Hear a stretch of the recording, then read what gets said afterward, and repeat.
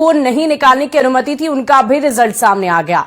अब ऐसे में अभ्यर्थियों का क्या रिएक्शन है और इस पर क्या कार्रवाई की जाएगी आगे?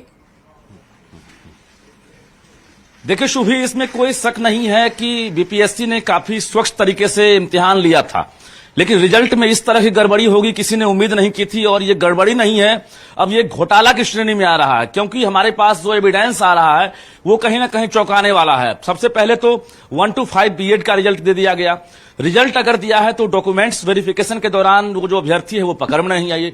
और दूसरा मामला भी पश्चिमी चंपारण से ही जुड़ा हुआ है, जहां उत्तर प्रदेश के चितरंजन कुमार जो 9वीं और 10वीं के सामाजिक विज्ञान में रिजल्ट पाए हैं, यानी वो रिजल्ट लाने में एक तरह से कामयाब हो गए, क्योंकि उन्हें अधिकार नहीं था। 2011 और 2019 में जो एसटीईटी पास है वही जो है 9वीं और 10वीं के लिए इस बार शिक्षक बहाली में फॉर्म भर सकता था। ये रूल था, क्योंकि बिहार में उस वक्त डोमिसाइल नीति लागू थी, और जब डोमिसाइल नीति लागू थी तो दूसरे प्रदेश के बच्चे इसमें कैसे फॉर्म भरे। अब रही बात फॉर्म भरने के बाद, न तो उसका फॉर्म रिजेक्ट किया गया चितरंजन कुमार का, और उसके साथ साथ जब बीपीएससी ने वेरिफिकेशन किया उस वक्त भी ये चितरंजन कुमार पकड़ में नहीं आया कि सामाजिक विज्ञान का जो अभ्यर्थी एसटीईटी का सर्टिफिकेट दिखा रहा है ये फर्जी है या सही है। अब इसके बाद रिजल्ट जारी हो गया। रिजल्ट के बाद पश्चिमी चंपारण में इसने डीवी भी करा लिया, डॉक्यूमेंट्स वेरिफिकेशन भी हो गया, और यहां पर भी सफलता हासिल कर ली इसने। और इसके बाद इसे बतौर ट्रेनिंग के लिए लेटर भी दे दिया गया। इससे बड़ी हैरानी क्या होगी कि जब अयोग्य अभ्यर्थी, फर्जी अभ्यर्थी जब सफलता हासिल कर रहे हैं और पूरा विभाग, शिक्षा विभाग, बीपीएससी मौन है, तो निश्चित रूप से सवाल है, और सवाल कई है। गणित में अगर बात करेंगे, एक साथ सीरियल नंबर से जो है 40 से 45 अभ्यर्थी सफलता हासिल किए हैं, वो भी हम खुलासा करेंगे। इसके साथ साथ सामाजिक विज्ञान में हमने गड़बड़ी का खुलासा किया है। कंप्यूटर साइंस में बिना स्टेट पास और बिना बीटेक डिग्री, बीसीए डिग्री वाले को सफलता मिल गई, ये भी सवाल है। तो कई सवाल हैं, और हम इस सवाल का जवाब बीपीएससी के चेयरमैन से उम्मीद कर रहे हैं, शिक्षा विभाग के एसीएस के पाठक से उम्मीद कर रहे हैं।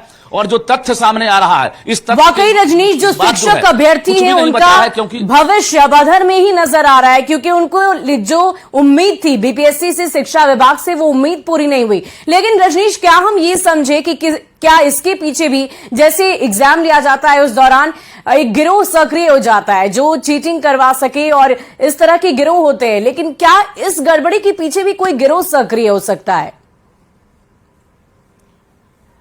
बिल्कुल गिरोह सक्रिय होगा, आपने सही कहा। और हम बता दें आपको कि शिक्षा विभाग ने यह इशारा दिया था कि डॉक्यूमेंट्स वेरिफिकेशन के दौरान आयोग ने भी कहा था कि वैसे अभ्यर्थी पकड़ में आएंगे, लेकिन अब तक कहीं से भी कोई गिरफ्तारी की खबर नहीं आई है, ना ही डॉक्यूमेंट्स वेरिफिकेशन के दौरान रिजेक्शन की खबर आ रही है।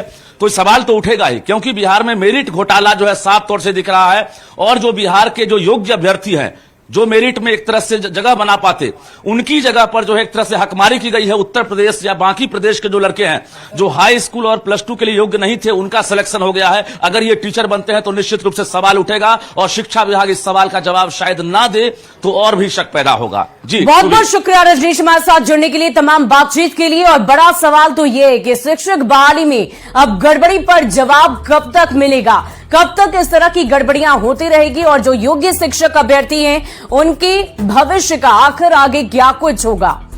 तो सवाल कई हैं, और देखना होगा कि बीपीएससी और शिक्षा विभाग की तरफ से कब तक इस सवाल का जवाब मिलता है। और देखिए, शिक्षा